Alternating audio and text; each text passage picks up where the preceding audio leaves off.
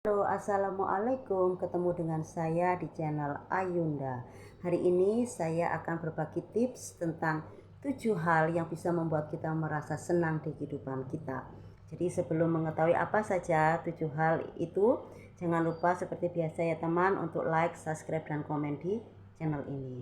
Nah teman-teman, di sini saya punya tips ya tentang 7 hal yang bisa kita lakukan agar hidup kita merasa senang. Yang pertama, jangan pernah membenci.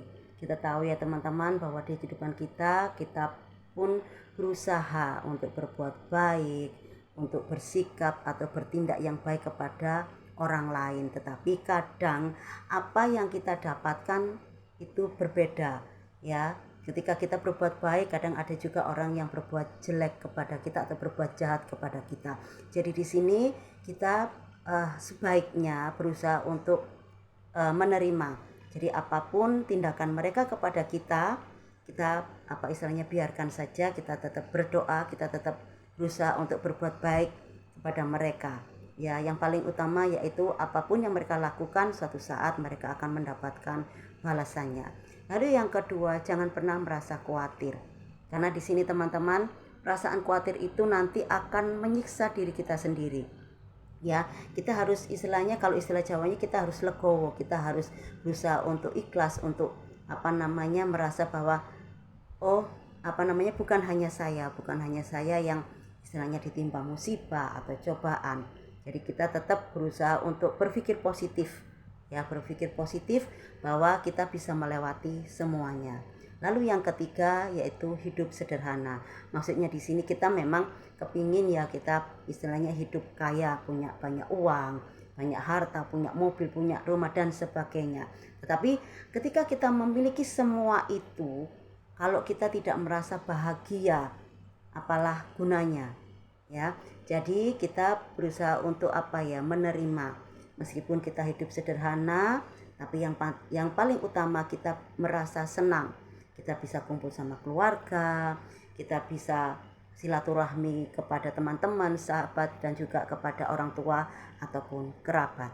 Lalu yang keempat yaitu berharap secukupnya. Ya, di sini maksudnya teman-teman bahwa kadang apa yang kita harapkan, kita itu berpikir nanti aku akan mendapatkan seperti ini. Tapi pada kenyataannya bahwa apa yang kita harapkan itu tidak sesuai dengan apa yang kita dapatkan. Ya, jadi jangan sampai membuat kita merasa kecewa, merasa sedih. Jadi kita tetap berusaha, kita tetap berdoa. Jadi apapun yang akan kita terima, itulah rezeki kita.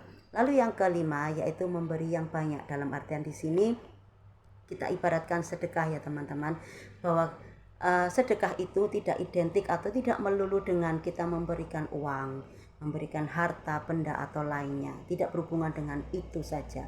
Tetapi kita bersedekah atau memberikan sesuatu itu bisa dengan tenaga kita, bisa dengan pikiran kita atau ide-ide kita, saran-saran kita, dan bisa juga kita memberikan dengan senyuman kita. Jadi ketika kita tersenyum, itu akan membuat orang lain yang melihat itu akan juga merasa senang.